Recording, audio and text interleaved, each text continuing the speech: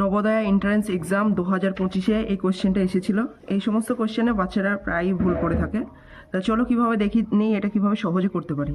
আমরা দেখতে পাচ্ছি তিনের নিচে কিছু নেই, মানে লবে 3 আছে, হরে কিছুই নেই। তিনের নিচে 100 আছে, তিনের নিচে 1000 আছে এবং তিনের নিচে এখানে 3টে শূন্য 6টা শূন্য দেখতে পাচ্ছি। তাহলে আমরা প্রথম করণীয় কী হবে, এটা লসাগু করতে হবে। কিন্তু লসাগু কি পেতে পেতে লসাগু করব না, ডাইরেক্ট আমরা লসাগু করতে পারি।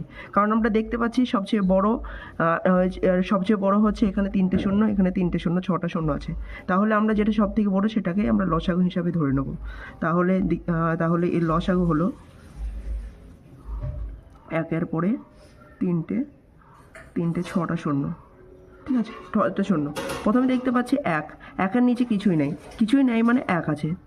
প্রথমে হচ্ছে 3-এর নিচে কিছুই নাই মানে 1 আছে, ঠিক আছে। তাহলে নিচে 1 আছে, আর এখানে দেখতে পাচ্ছি নিচে আমার দরকার 6টা শূন্য। তাহলে নিচে যেহেতু 6টা শূন্য করব, ওপরেও 6টা শূন্য করে দেবো। তাহলে 3-এর উপরে কটা শূন্য হলো? 6টা। 3টে 6টা। তারপর আমরা দেখতে পাচ্ছি এখানে দুটো শূন্য আছে, কিন্তু আমার এখনও দরকার নিচে যেহেতু 6টা শূন্য আমার দরকার, তার জন্য আমার এখনও 4টে শূন্য দরকার। 3-এর পরে 1 2 3 4, 4 আর 2 6। ওকে, এখানে দেখতে পাচ্ছি 3টে শূন্য, তাহলে আমার দরকার এখনও 3টে শূন্য।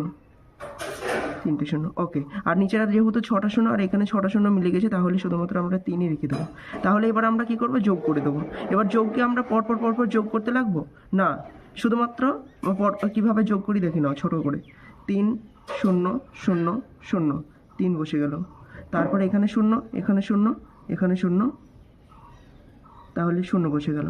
তারপর আমরা দেখতে পাচ্ছি এখানে শূন্য, এখানে শূন্য, এখানে শূন্য, 0 দেখতে পাচ্ছি। তারপরে এখানে হচ্ছে 3, এখানে শূন্য, এখানে শূন্য, এখানে 3 বসে গেল। তারপরে এখানে শুধুমাত্র 3 আছে, এটা বসে গেল। এবার আর এখানে দেখতে পাচ্ছি শূন্য, এখানে একটা শূন্য, আর এই একটা 3, এই একটা 3। তাহলে নিচে যেহেতু 6টা, তাহলে 6টার পর দশমিক, 1 2 3 4 5 6টা, 6টার পর দশমিক। তাহলে দেখতে পাচ্ছি এটাই হয়ে গেল আমাদের উত্তর। এটা অপশন নম্বর বি আছে। তাহলে এই অঙ্কগুলো অতি সহজে আমরা করতে পারি।